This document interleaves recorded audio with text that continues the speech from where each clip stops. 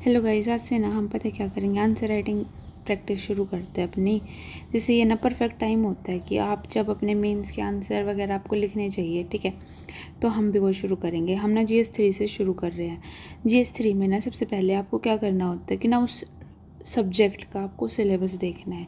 तो सिलेबस अगर हम देखें तो इसमें मेन कीवर्ड्स क्या क्या है, जिससे मेन सिलेबस है planning, mobilisation of resources, growth, development, growth के सिमिलर, उसे थोड़ा ब्रॉडर बस, employment, inclusive growth, government budgeting, liberalisation, industrial policy, infrastructure और इन्वेस्टमेंट मॉडल्स। इको के ना ये 6 पॉइंटर्स हैं मेन, ठीक है। तो आपको इन पॉइंटर्स को ना बाय हार्ट कर लेना है, रोज़ पढ़ा करेंगे हम। क्या क्या?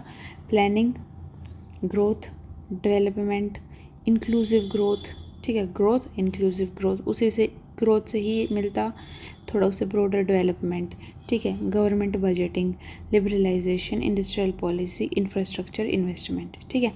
अब हम चलते हैं यहाँ पे, हम देखेंगे आज मैम कोमल पुनिया मैम की कॉपी देखेंगे। इनकी ना AIR 6 आई थी 2024 में।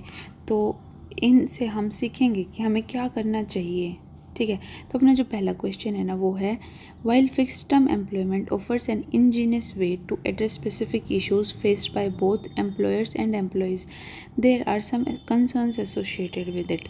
डिस्कस करनी है हमें इंडिया के कॉन्टेक्स्ट में।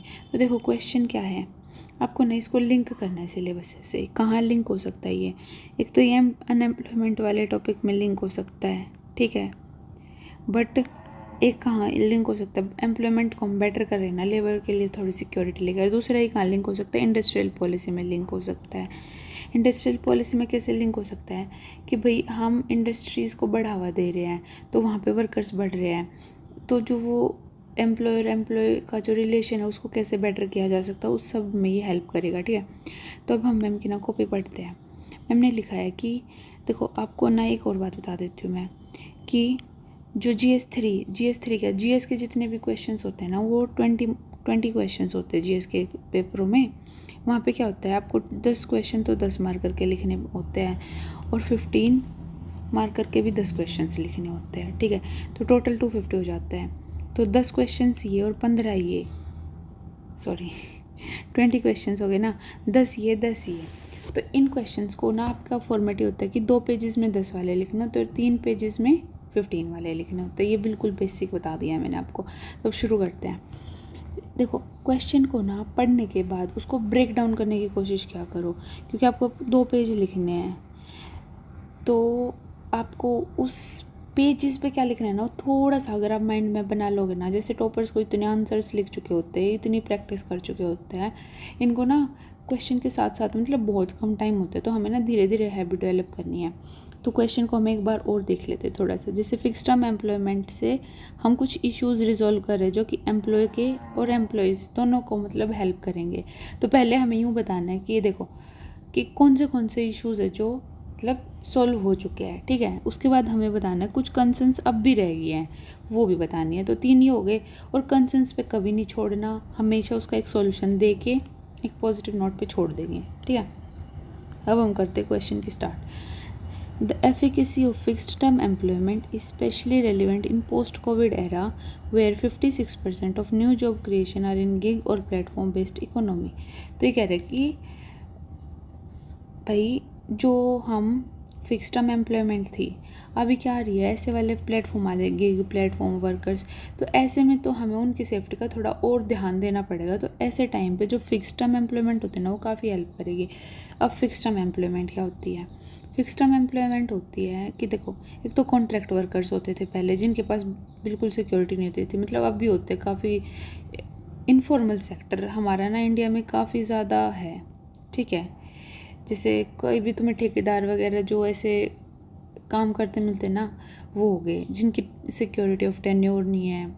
उसके बाद दूसरा आ जाता है एक फिक्स टर्म एम्प्लॉयमेंट। जैसे इसका अच्छा एग्जांपल है सरकारी जॉब, ठीक है, बिल्कुल फिक्स टेन्योर है।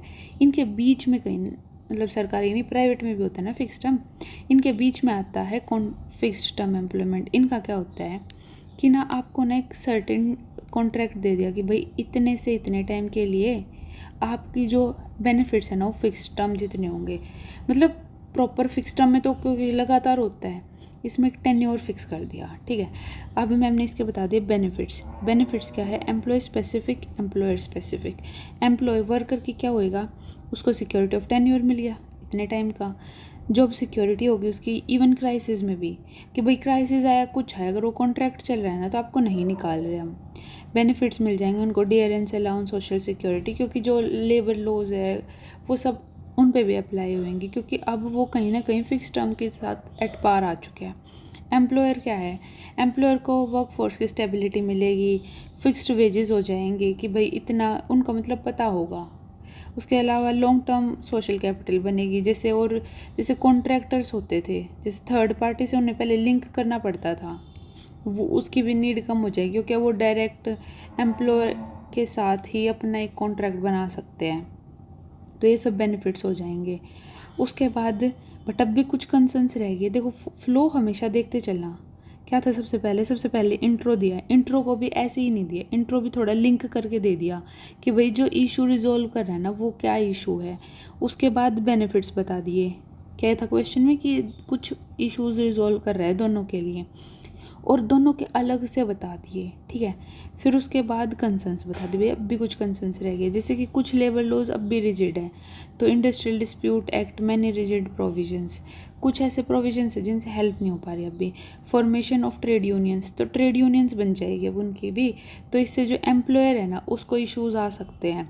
Social security, pension burden on employer, employee के ऊपर थोड़ा और बर्डन ये भी हो सकता है कि भाई अब उसे सबको देना पड़ेगा, ये पेंशन वगैरह की, सोशल सिक्योरिटी बेनिफिट्स, ये सब मतलब फिक्स्ड वालों को तो देने ही होते। तो वो कॉन्ट्रैक्ट, देखो कॉन्ट्रैक्ट वो क्यों लाते हैं? अपना ना थोड़ा प्रॉफिट रखने के लिए, कि भाई उनको तो थोड़ा कम पैसे भी दे दोगे तो चलेगा, बट अब फिक्स्ड कॉन्ट्रैक्ट हो गया है तो आप ऐसे ही उसका मतलब एक्सप्लॉइट नहीं कर सकते हो आप वर्कर को, तो कहीं ना कहीं तो प्रॉफिट कम होएगा ही ना, तो वो हो सकता है। लोअर एम्प्लॉयमेंट रेट्स, लो फीमेल रेट पार्टिसिपेशन, अब भी मतलब वर्कर वगैरह वाले फील्ड में ये इश्यूज़ हैं।